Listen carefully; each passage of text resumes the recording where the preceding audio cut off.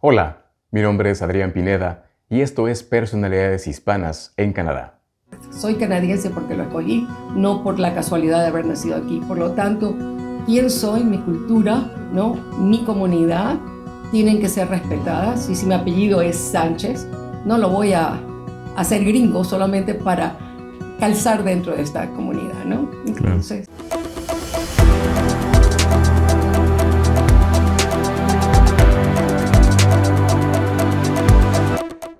Elvira Sánchez de Maliki, quien tiene una maestría ejecutiva en Administración de Empresas de la Universidad de Queen, es la fundadora y primera presidenta del Congreso Hispano-Canadiense y también ha servido en las juntas del Consejo Etnocultural Canadiense, el Consejo Federal y de Ontario, Consejo sobre Multiculturalismo y Ciudadanía, la Asociación Nacional de Mujeres Inmigrantes y de Minorías Visibles de Canadá, Harbour Front Centre, Telefilm Canadá y la Junta de Revisión y Apelación de Profesionales de la Salud. Durante más de 20 años, Elvira Sánchez de Maliki trabajó en televisión como conductora, presentadora de noticias y productora independiente. Actualmente, trabaja en un proyecto para llevar a un museo en línea toda la presencia de la cultura latinoamericana aquí en Canadá. Y hoy viene a contarnos un poco más de ello. Bienvenido una vez más a este espacio Personalidades Hispanas en Canadá. Mi nombre es Adrián Pineda y te agradezco que una vez más le des clic a este video a través de la página de Hispanic Canadian Arts en YouTube. Te recuerdo que está la invitación para que te suscribas a este canal dándole clic a la campanita y al botón de suscribir para que te lleguen las notificaciones de todo lo que aquí se publica semana con semana. Hay contenido para toda la familia, para todos los gustos y para todas las artes. Ahora sí, vamos a conocer un poco de la historia de Elvira Sánchez de Maliki. Elvira, muchas gracias por estar aquí. Estamos arrancando 2023. ¿Cuáles son tus propósitos? ¿Cuáles son tus proyectos? bueno, demasiados, yo creo. Es que, debo decirlo, Elvira, eres una mujer sumamente inquieta. Si no estás haciendo una cosa, tienes otro proyecto. Ya iremos un poquito hacia atrás, pero vamos a empezar, digamos, por el final. 2023, ¿qué sigue? ¿En qué estás? Bueno, ¿en qué estoy?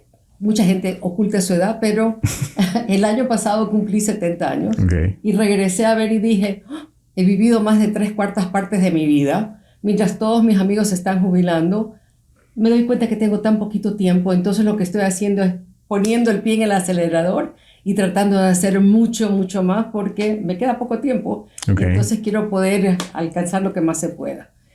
El proyecto en que estoy trabajando en este momento, aparte de todo lo que trabajo con la firma legal y todas las otras cosas, pero el proyecto que me apasiona por ahora es el año pasado, el 20 de agosto del 2021, incorporamos una organización sin fines de lucro a nivel nacional o federal que se llama el Canadian Hispanic Latin American Virtual Museum o el Museo Virtual hispano-canadiense latinoamericano, ¿no? Y entonces esa es la idea. ¿Por qué?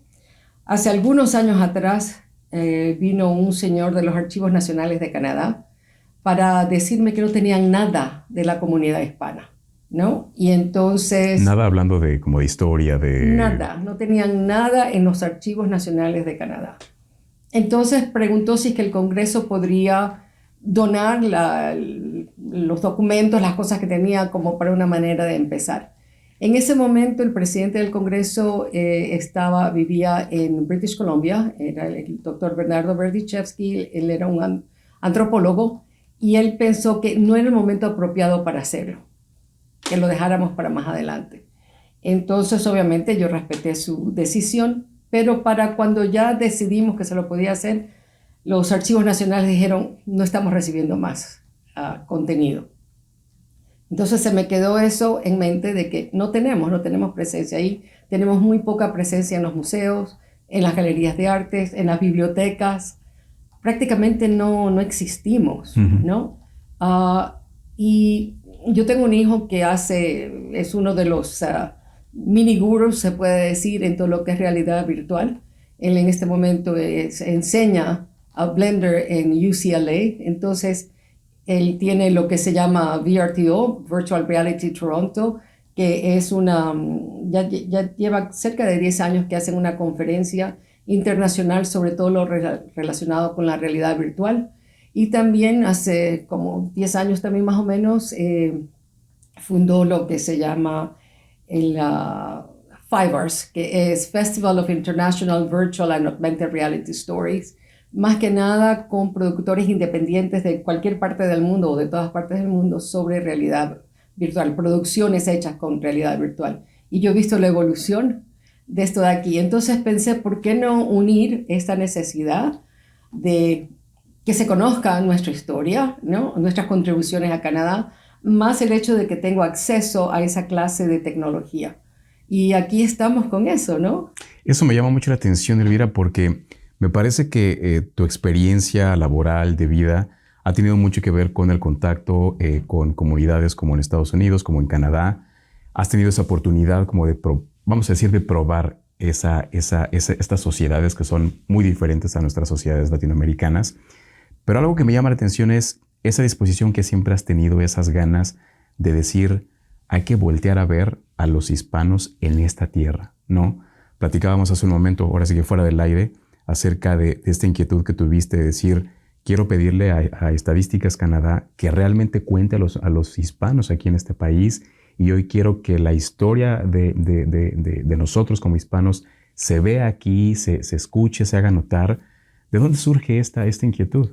Mira, yo creo que porque soy tan orgullosa de ser hispana, tan orgullosa, yo me vine a Canadá cuando tenía 14 años.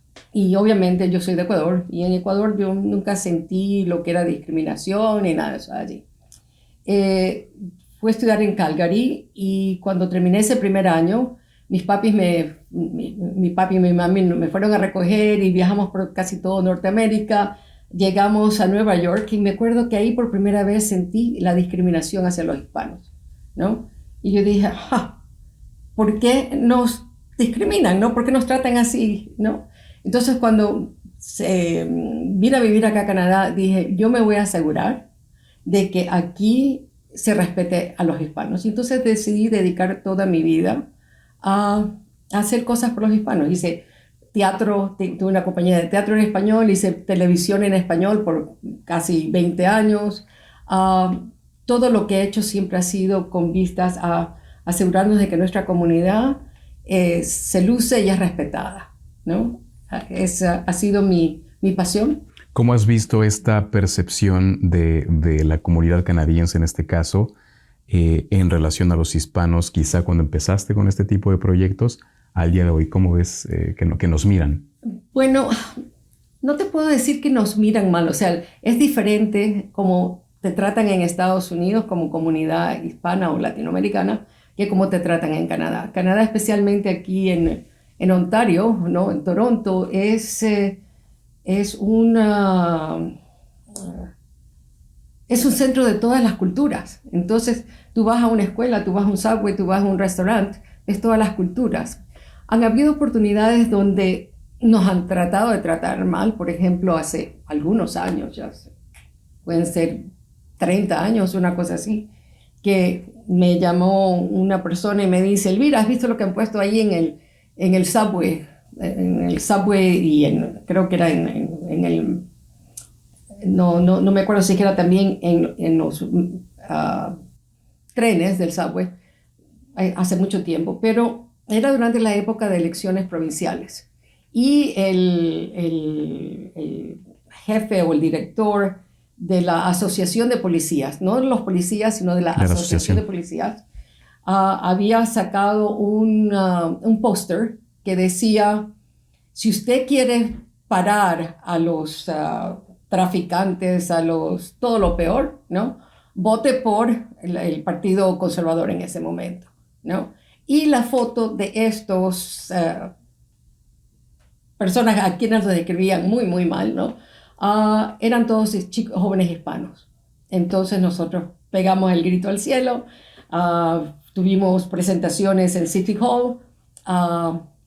En total se sacaron esos pósters que habían puestos y cambiaron las políticas de lo que se puede poner por lo menos en el subway, en todo lo que sea sistema de transporte público. Y eso fue mucho antes de la realidad que vivimos hoy, cuando se es muy cuidadoso con ese tipo de discriminación, de estereotipos, ¿no? de estereotipar a una comunidad. Entonces, pues también en ese aspecto fuiste una punta de lanza de decir, a partir de aquí se va a cuidar cómo retratamos a un delincuente. Sí, terrible, ¿no? Entonces, cuando han habido cosas así, entonces uno salta, ¿no?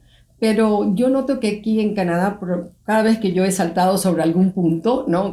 Creo que te lo mencionaba también, por ejemplo, cuando nació mi primer hijo en el 74, que le quisimos poner el apellido, o sea, Malitsky Sánchez, el apellido de mi esposo y el mío, nos dijeron, no, aquí en Canadá se pone el nombre del padre, por favor lea la ley de los nombres. Entonces yo leí la ley de los nombres y escribí a todos los medios, escribí al gobierno y todo, diciendo que de acuerdo a la ley de los nombres aquí en Canadá, un niño tiene que llevar el nombre o el apellido del padre, a no ser que sea un niño fuera de matrimonio, de una madre soltera, lo que sea. Lo que quiere decir que solamente los bastardos llevarían el nombre de la madre, pero que en nuestro caso, nuestro hijo tiene un padre y una madre, y yo insisto que mi hijo tenga los dos apellidos.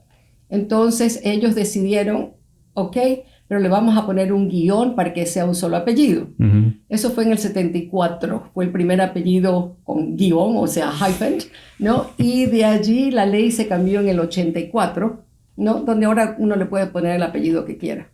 Pero esas son las cosas. Yo sé que hay personas que dicen, pero si que vienes a un país, ¿por qué no te adoptas a todo lo que ellos hacen? No, un momentito, ¿no? Si tú no estás haciendo daño a nadie, pero tú no te puedes perder dentro de la cultura de los otros, porque este es un país de diferentes culturas, ¿no? Una vez hubo un artículo que salió en el periódico que una persona decía, nosotros los canadienses tienen que ser como los americanos, que anglonizan sus apellidos para ser parte de ellos. Y yo mandé nuevamente a los periódicos diciendo, I am a Canadian by choice, not by accident of birth. Soy canadiense porque lo escogí, no por la casualidad de haber nacido aquí. Por lo tanto, quién soy, mi cultura, ¿no? Mi comunidad, tienen que ser respetadas. Y si mi apellido es Sánchez, no lo voy a hacer gringo solamente para calzar dentro de esta comunidad, ¿no? Entonces... Claro.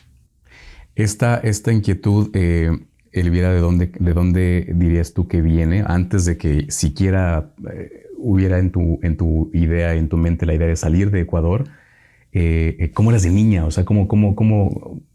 Nosotros siempre hemos sido una familia muy grande, muy unida. Tenemos algunas personas que sí fueron famosos, se puede decir. Por ejemplo, si tú conoces un poquito de la historia de Ecuador, uno de los presidentes más famosos a fines de 1870 por ahí, fue Gabriel García Moreno, que era el tío de mi abuelo. Gabriel García Moreno fue un presidente que prácticamente cambió muchas de las cosas en Ecuador, porque cuando a él lo eligieron, Ecuador había expulsado a todos los curas del país, cuya función era hacer el bien para tu país. Entonces tú prácticamente eso lo llevas en la sangre. Claro, el estar abogando por los demás, ¿no?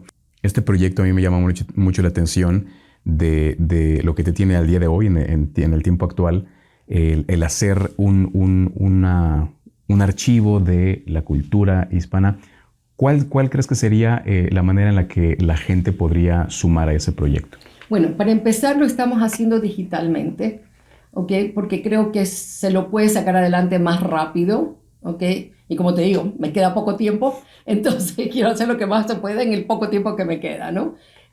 Entonces, la mejor manera es si nos proveen, como se puede decir, alta calidad, contenido ya digital, ¿no? ¿Qué contenido podrían compartirte? ¿Qué tipo de...? Mira, por ejemplo, Carlos Bastidas está haciendo estos programas, ¿no? Uh-huh. Entonces, si es que él nos entrega el link a donde él tiene su YouTube canal, y se asegura de que nosotros lo tenemos allí, entonces nosotros tenemos, por ejemplo, una serie de organizaciones, una serie de medios, donde tú vas, haces clic en el nombre de la organización y eso te lleva al website de ellos. Entonces, ya de por sí la gente está viendo todo lo que hay allí, y entonces si que Carlos tiene todos estos programas, todo eso ahí se lo puede ver allí. O sea, es una manera de expandir lo que él está haciendo, ¿no? De ahí, por ejemplo, tenemos, hace un ratito estuviste hablando con Luis, que él es uno de los 10 most influential Hispanics en Canadá. Por ejemplo, tenemos el link a esto de aquí, a los 10 most influential, y entonces ahí aparecen todas sus biografías y que también esperamos, porque ahorita estamos trabajando con 0 presupuesto, que es muy difícil, pero esperamos poder conseguir fondos, ponte tú, para poder hacer mini proyectos más específicos. Esos mini proyectos más específicos, entonces los vamos a hacer donde se pueden hacer o entrevistas o mini videos, biografías de personas como ellos, ¿no? Y si se lo puede hacer en realidad virtual, porque la idea es de que, por ejemplo, ahorita tenemos esta entrevista, ¿no? Entonces, en vez de tenerla solamente así con esta cámara, ponemos una cámara en 360 grados allí, y si se pueden poner otros elementos, entonces se graba eso de allí y la entrevista te sale tridimensional, claro, donde tú te puedes dar la vuelta y puedes ver, o sea, ahorita tenemos acá una pantalla, un fondo verde, como se dice, pero si tú lo haces, por ejemplo, hemos aplicado, no sé si que nos lo van a otorgar, un proyecto. Carlos mismo nos ofreció donar una serie de instrumentos autóctonos, ¿no? Entonces la idea es de tomar esos instrumentos autóctonos, digitalizarlos en 2 o 3D, ¿no? Tener a alguien que solamente toque los instrumentos para tener el sonido, contar la historia de esos instrumentos, pero también hacer una especie de concierto, ¿ok? Ya he hablado con 2 de los festivales más grandes de aquí, donde se presentarían músicos tocando esos instrumentos. Nosotros ponemos las cámaras de 360 grados entre los artistas, ¿no? Y entre la audiencia, y después se edita eso, y cualquier persona va y se siente como que está ahí en el festival con los músicos y todo eso, ¿no? Excelente. Son ideas. Sí, y es que con esta cuestión de que uno nunca sabe cómo vaya a seguirse comportando la pandemia, pues que mejor darle la oportunidad a la gente que vive estas experiencias. Hablando de experiencias, Elvira, yo creo que tú podrías, hablar 20 horas acerca de todo lo que has vivido.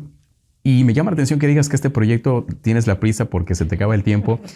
Quizá esto en el ámbito laboral, pero ¿qué dirías que te falta o que quisieras hacer? ¿Conocer algún lugar? ¿Vivir alguna experiencia? ¿Qué le falta a Elvira hoy en su vida? Mira, yo he tenido muchísima suerte porque, por ejemplo, sobre viajes, yo ya he visitado más de 100 países, ¿ok? Entonces, pero falta mucho por conocer, ¿no? Entonces, viajar siempre es muy importante. Hay tantas cosas que se pueden hacer. Todo el mundo dice, ¿por qué no escribes algo, no? Porque todo lo tienes aquí, tú te vas, gracias, chao, chao, todo se fue. Porque, por ejemplo, este museo virtual yo lo quiero para sacar a relucir las contribuciones de todas las otras personas, no necesariamente lo que Elvira ha hecho, sino de todo el mundo. Y hay muchas cosas que tú después te olvidas. Yo, por ejemplo, nosotros fundamos el Congreso Hispano-Canadiense hace 40 años, ¿no? Toda esa historia del Congreso anda por allí, y desafortunadamente ya algunos de los miembros fundadores han fallecido. ¿Y qué es lo que pasa? Que cuando ellos han fallecido, todos los documentos que tenían y todo eso, los hijos vienen y dicen, ¿y qué hacemos con eso? ¿No? Y más que nada lo botan, y toda esa es historia perdida, ¿no? Bueno, te vas a asegurar de que esté ahí la información del Congreso Hispano-Canadiense. Bueno, tenemos que volver a recogerla, claro, ¿no? Porque ¿dónde está? Entonces, para todo eso tú necesitas recursos, ¿no? Porque todo lo que trabajamos lo hacemos por amor al arte, se puede decir, pero todos tenemos nuestros otros trabajos. Entonces es bien difícil hacer las cosas, pero con ganas y entusiasmo. Si tú, por ejemplo, entras al website del Museo Virtual y tú entras al team, vas a ver que tenemos personas excelentes que son no solamente miembros del board, sino que están allí como curators o supporters, personas fascinantes, y cada uno de ellos puede ayudar a expandir. Por ejemplo, uno de los curators que tenemos, y quiero llegar allá, lo tenemos al doctor Jorge Filmus, ¿no? Quien se va a encargar de la parte de ciencias, ¿no? Entonces queremos abrir toda una sección de ciencias, porque tenemos no solamente científicos, sino profesionales en todas las diferentes ramas de salud, de todas las diferentes, y me encantaría que la gente sepa de ellos, qué es lo que han hecho, porque hemos hecho bastantes contribuciones muy, muy importantes. Yo me acuerdo que hace muchos, muchos años atrás, cuando tenía el programa Hispanos en Canadá, entrevisté a un doctor Driver. Esa es la otra cuestión, no todos los hispanos tienen apellidos hispanos.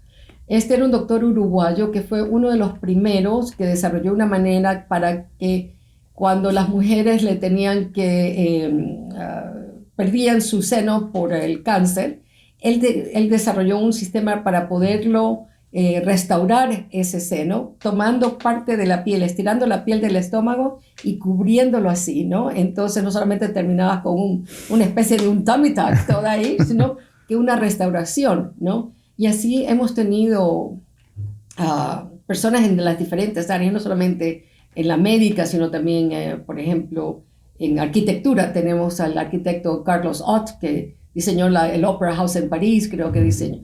Y así tenemos gente. Infinidad de gente que ha contribuido, sin lugar a dudas, a este país, a este mundo. Yo creo que ya lo dijimos, yo creo que ya surgió, pero sí quiero preguntarte puntualmente, ¿cuál crees que sea tu contribución a esta comunidad hispana en Canadá?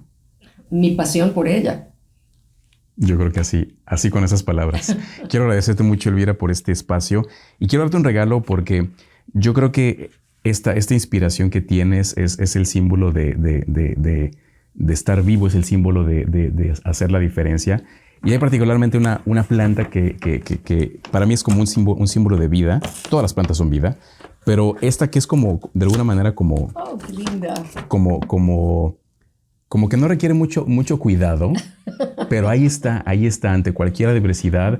Los cactus son como súper insistentes y ahí está, se mantienen. Entonces, muy lindo detalle. Una representación un poco de tu... Y este tiene ya bastantes bebés. Sí, claro, que también significa abundancia, ¿no? Sí. Elvira, muchísimas gracias. A ti y suerte. Estoy feliz de que estés haciendo esto. Muchísimas gracias. Sin duda, el legado de Elvira Sánchez de Maliki quedará en ese museo y en todos los espacios en los que ha estado presente. Un gran ejemplo de una personalidad hispana en Canadá. Gracias por acompañarme una vez más en este espacio. Te recuerdo que está la invitación para que te suscribas al canal de Hispanic Canadian Arts and Cultural Association, dándole clic a la campanita y al botón de suscribir para que estemos en contacto permanentemente. Mi nombre es Adrián Pineda. Gracias y hasta la próxima.